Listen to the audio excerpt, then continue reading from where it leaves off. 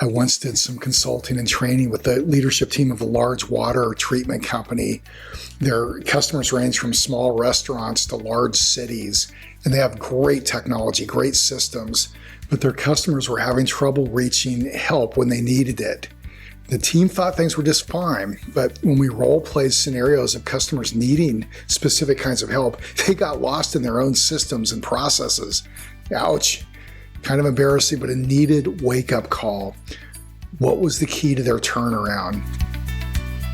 Welcome. You're with Brad Cleveland, bringing vision and clarity to customer experience, customer service, and contact centers. The key to their turnaround was seeing things as their customers do. The most successful leaders I've worked with are uneasy with depending on surveys and rolled up data alone to tell them what's really happening with customers. They want to see the organization as customers do. Here are some sources of insight that will enable you to do just that, and each has a story to tell. One is to talk with customers and experience things as they do directly. Herb Kelleher, the late CEO of Southwest Airlines, would wander the halls, travel on their planes, and just talk with customers. Many of Southwest customers today hope they don't get away from that. Emily Weiss, founder of Glossier, is known for regularly interacting directly with customers on social media and prompting them for insight.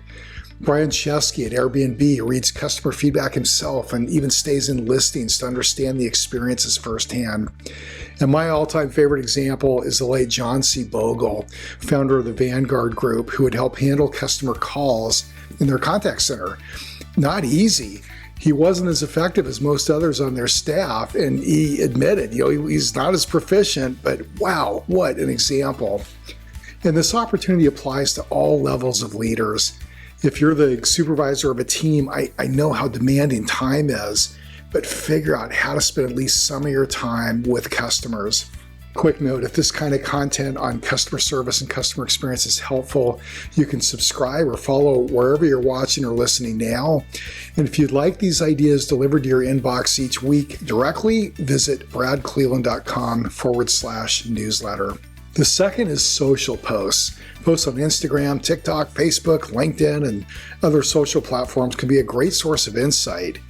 Now, culling through sometimes very unfiltered input from customers can take some emotional toughness, but the most effective leaders do it. There are many social listening tools, from free to comprehensive high-end systems, that can help you with this. And today's AI-driven tools can be especially helpful in pulling in input and making sense of sentiment. Focus groups have long been a trusted and valuable source of detailed information from customers. Through them, you can dig deeper into what their experiences are and what motivates and really engages them. Employees who directly serve customers provide invaluable insight into products, services, processes, and customer experiences. They know what's going on. And as obvious as this is, I've observed that many organizations just don't take full advantage of this incredible source of input. MBWA, management by walking around, it's been around forever, will never lose its value. Operational data is a great source of information. How accessible are you to customers? Why did they contact the organization? Did you resolve problems? How long did it take? What suggestions, what innovation opportunities came out of that? There are many potential sources of information to mine here. Product and service reviews, such as those on TripAdvisor, Yelp, Amazon, and a bunch of other sites, provide valuable insight. And you'll see how customers describe experiences and products to others. And if available, it's a great idea to compare customer reviews with professional reviews from sources such as Consumer Reports. Finally, surveys still matter. If they're easy for customers, if they ask the right questions, and they represent a good sample, they can be very helpful. As a service leader, your example in finding ways to stay tuned in will make a huge difference. Let me make a few simple recommendations here. First of all, identify the many possible sources of insight that are available. Not that you're going to use them all, but get them on the table. What's out there? What's available? Think about your schedule and how you can find time for this aspect of leadership, and then make time for it. And be ready to work through any initial awkwardness. It's not easy, for example, to handle customer interactions or to work the counter. It may feel weird or even non-productive at first to spend unstructured time with employees and customers. But for the best leaders, that becomes the norm. It becomes an essential part of their routine.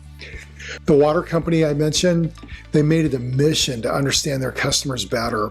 They listened, they encouraged feedback, they spent time just talking with customers and employees, and it became one of the greatest turnaround stories I've seen. They grew loyalty, market share, and top and bottom line results. Their employees became more engaged and their customers felt heard, and they got that time back and more. We're focused on the right things, not just putting out fires, as their director put it.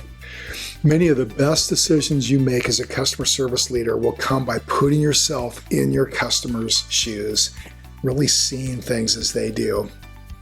Thanks so much for joining me.